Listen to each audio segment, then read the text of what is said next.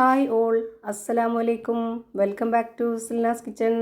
ഇന്നത്തെ റെസിപ്പി നല്ലൊരു variety tasty ആയിട്ടുള്ള അടിപൊളി ഈവനിങ് സ്നാക്സിൻ്റെ റെസിപ്പിയാണ്. നേന്ത്രപ്പഴവും സേമിയയും വെച്ചിട്ട് തയ്യാറാക്കി എടുത്തിട്ടുള്ള ഒരു കിടിലൻ ഐറ്റമാണ്. എല്ലാവർക്കും ഇഷ്ടമാവും, എത്ര കഴിച്ചാലും മതി വരില്ല. ഇതെങ്ങനെയാണ് തയ്യാറാക്കുന്നതെന്ന് അറിയാനായിട്ട് വീഡിയോ സ്കിപ്പ് ചെയ്യാതെ മുഴുവനായിട്ടൊന്ന് കണ്ടു നോക്കണേ. റെസിപ്പിയിലോട്ട് കടക്കുന്നതിന് മുമ്പായി സിൽനാസ് കിച്ചൺ ചാനൽ ആദ്യമായിട്ട് കാണുന്നവരാണെങ്കിൽ പ്ലീസ് ഒന്ന് സബ്സ്ക്രൈബ് ചെയ്തേക്കണേ. ഒപ്പം തന്നെ ഈ വീഡിയോസ് നിങ്ങൾക്ക് ഇഷ്ടപ്പെടുകയാണെങ്കിൽ ഒരു ലൈക്ക് ചെയ്ത് ഷെയർ ചെയ്ത് സപ്പോർട്ട് ചെയ്യാനും മറക്കരുത്. ഇനി നമുക്ക് ഇതെങ്ങനെയാണ് തയ്യാറാക്കുന്നതെന്ന് നോക്കാം. ഇത് തയ്യാറാക്കാനായിട്ട് ആദ്യം തന്നെ ഒരു മിക്സിയുടെ ജാർ എടുത്തിട്ടുണ്ട്. ഇതിലേക്ക് പഴുത്ത 2 നേന്ത്രപ്പഴം കട്ട് ചെയ്തിട്ട് ഇട്ട് കൊടുക്കുന്നുണ്ട്. ഇനി ഇതിലേക്ക് നല്ലൊരു മണത്തിന് വേണ്ടി ഒരു നുള്ള് ഏലക്കാപ്പൊടി ഇട്ട് കൊടുക്കാം. പിന്നെ വേണ്ടത് ശർക്കര ഉരുക്കിയതാണ്. ഞാനിവിടെ 200 ഗ്രാം ശർക്കരയാണ് ഉരുക്കിയെടുത്ത് ഇതിലേക്ക് ഒഴിച്ചു കൊടുക്കുന്നത്.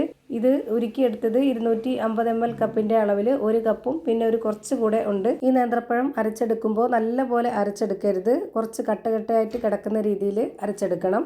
അതിനാണ് ഈ ഒരു ശർക്കര ഉരുക്കിയത് മുഴുവനായിട്ടും ഒഴിച്ചു കൊടുത്തിട്ടുള്ളത്. ഇനി നല്ല പോലെ അരച്ചെടുക്കാനാണെന്നുണ്ടെങ്കിൽ കുറച്ച് ഒഴിച്ചു കൊടുത്തിട്ട് അരച്ചെടുത്താൽ മതി. ഞാനിപ്പോൾ ഇവിടെ അത്യാവശ്യം നല്ല പഴുത്ത പഴമാണ് എടുത്തിട്ടുള്ളത്. ഒരുപാട് അങ്ങ് പഴുത്ത് കറുത്തു പോയ പഴമല്ല. ഇപ്പോൾ ഇത് അരച്ചെടുത്ത് ഒരു പാത്രത്തിലേക്ക് ഒഴിച്ചു കൊടുത്തിട്ടുണ്ട്. ഇത് കാണുമ്പോൾ നിങ്ങൾക്ക് മനസ്സിലായിട്ടുണ്ടാവും, ഇതുപോലെയാണ് അരഞ്ഞു കിട്ടേണ്ടത്.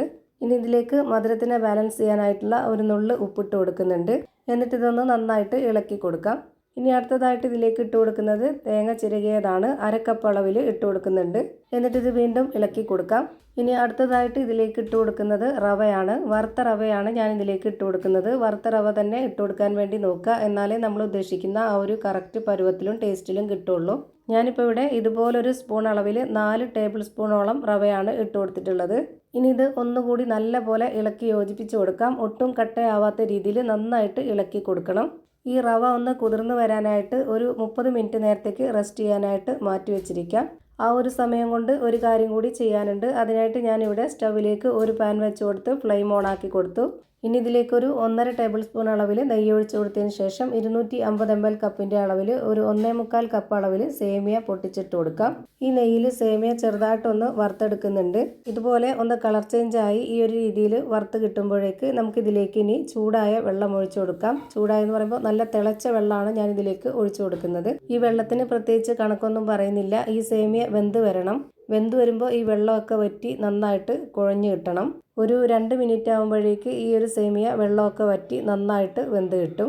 ഇപ്പോൾ ഇതാ നന്നായിട്ട് വെന്ത് കിട്ടിയിട്ടുണ്ട്. ഇനി നമുക്കിതിൻ്റെ ഫ്ലെയിം ഓഫ് ചെയ്ത് കൊടുക്കാം. ഇനി നമ്മളിത് നേരത്തെ റെഡിയാക്കി വെച്ചിരുന്ന ആ ഒരു റവ നേന്ത്രപ്പഴം മിക്സിലേക്ക് മുഴുവനായിട്ടും ഇട്ട് കൊടുക്കാം. ഇനി ഇതെല്ലാം കൂടെ നന്നായിട്ട് ഒന്നുകൂടി ഇളക്കി യോജിപ്പിച്ച് കൊടുക്കാം. ഈ ഒരു സേമിയയും കൂടെ വെച്ചിട്ട് നമുക്കൊരു 10 മിനിറ്റ് നേരത്തേക്ക് റെസ്റ്റ് ചെയ്യാനായിട്ട് വെച്ചിരിക്കണം. എന്നാലാണ് ഒന്നുകൂടി കുഴമ്പ് രൂപത്തിലായി കിട്ടുന്നത്.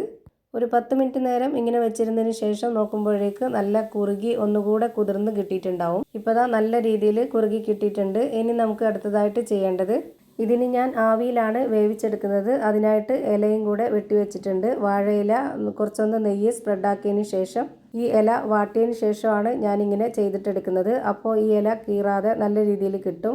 ഈ വാഴയിലയുടെ ആ ഒരു മണവും ആ ഒരു ടേസ്റ്റും ഒക്കെ ആകുമ്പോൾ ഇതുപോലെ ആവിയിലൊക്കെ വേവിച്ചെടുക്കുമ്പോൾ ഒരു പ്രത്യേക ടേസ്റ്റാണ്. അതിനു വേണ്ടിയാണ് ഇങ്ങനെ ചെയ്യുന്നത്. ഇങ്ങനെ തന്നെ ചെയ്തെടുക്കണമെന്ന് ഒരു നിർബന്ധവുമില്ല. വാഴയില കിട്ടാത്തവരും അതുപോലെ തന്നെ വാഴയിലയിൽ ചെയ്തെടുക്കാൻ താല്പര്യമില്ലാത്തവർക്കും നമ്മുടെ സാധാരണ ചോറ് കഴിക്കുന്ന പാത്രത്തിലോ അല്ലാന്നുണ്ടെങ്കിൽ ഒരു കറി ബൗളിലോ അതുമല്ലാന്നുണ്ടെങ്കിൽ ഏതെങ്കിലും കേക്കിൻ്റെ മൗൾഡിലോ കുറച്ച് നെയ്യൊന്ന് സ്പ്രെഡാക്കിയതിന് ശേഷം അതിലേക്ക് മുഴുവനായിട്ടും ഒഴിച്ചു കൊടുത്തിട്ട് ഒരു ഇഡ്ഡലി ചെമ്പിൽ വെച്ച് കൊടുത്ത് ആവിയിൽ വേവിച്ചെടുക്കാവുന്നതാണ്. ഞാനിവിടെ കാണാനൊരു ഭംഗിക്കും കഴിക്കാനൊരു പ്രത്യേക ടേസ്റ്റിനൊക്കെ വേണ്ടിയാണ് ഈ ഒരു വാഴയിലയിൽ ചെയ്തെടുക്കുന്നത്. ഒരെണ്ണം ഞാനിപ്പോൾ ഇവിടെ ഈ ഒരു ഷേപ്പിലാക്കി മാറ്റി വെച്ചിട്ടുണ്ട്. ഇതേപോലെയാണ് ഞാൻ എല്ലാം ചെയ്തിട്ടെടുക്കുന്നത്. എല്ലാ ഇലയും ഇതുപോലെ തീയിലൊന്ന് വാട്ടിയെടുത്തിട്ടുണ്ട്.